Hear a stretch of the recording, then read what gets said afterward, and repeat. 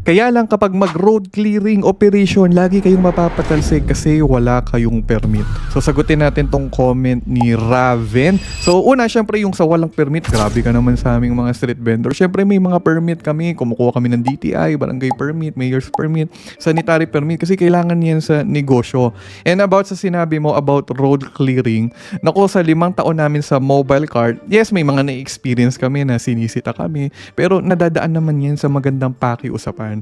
Magkakaproblema ka lang kung mahilig kang makipag-awa, yung tipong mainit yung ulo mo.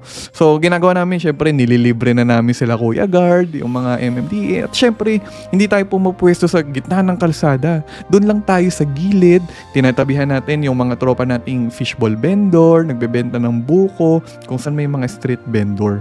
Okay? At syempre, kung talagang mahigpit dun sa area, siguro naman napakalaki ng lugar nyo para wala ka ng ibang maikutan. Kasi sa amin ganun. Kapag hindi pwede dito, napakarami pang lugar na pwedeng subukan. So, I hope na clear ko yung comment mo.